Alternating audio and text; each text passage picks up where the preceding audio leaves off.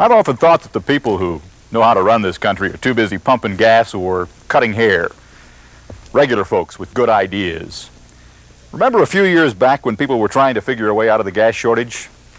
My barber had a simple solution. You want to save gas? Do away with credit cards.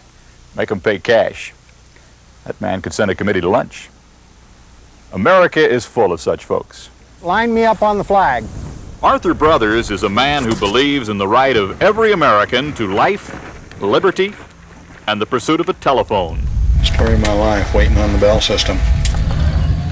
For 16 years, he has been planting telephones in places where Ma Bell never treads. To find Art Brothers, you go west to Salt Lake City, turn left, and drive for the rest of your life. Karen, this is Grandma.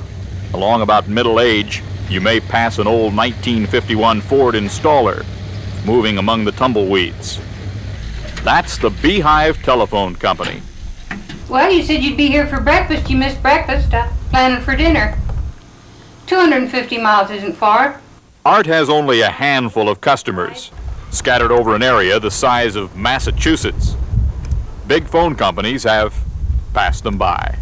They forgot that we were still in the United States because there's only a few of us out here, lots of dogs and cats, and I think about 59 people is all we have in this valley. Brothers took up the challenge because he works cheap. He is to Ma Bell what Fred Sanford is to Bloomingdale's. Hey, Art, can you hear me? The Beehive switchboard, old enough to remember Audie Murphy, is in his mobile home. He types his letters on the backs of letters people send to him.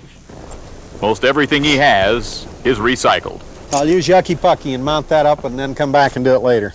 This is no cushy life of emptying phone boxes. He has not, in 16 years, made a profit. Would you believe there's nothing in there? For most of that time, he has worked alone, living on $400 a month. Sure, I could earn a lot of money if I went to work for a big corporation, but I don't know if they could stand me.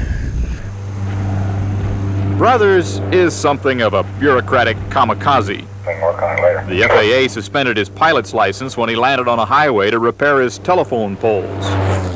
And the FCC called him on the carpet for letting the madam of a Nevada bordello use his emergency radio. None of the calls from this brothel were calls except calls related to safety to life and property. They weren't used for prostitution or anything else.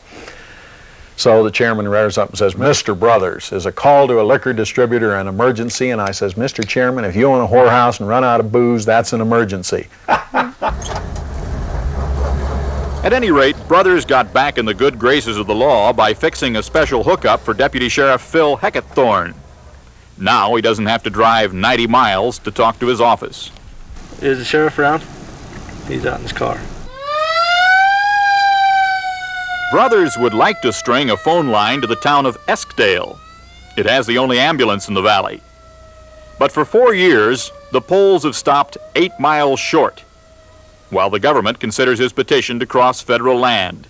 Good gosh, they've only driven across 70 miles of desert without a pole or anything in view for hundreds of miles. I think I'd like to see a sign of approaching civilization coming up. Then, oh God, I've made it. I've made it across the great Utah salt flats.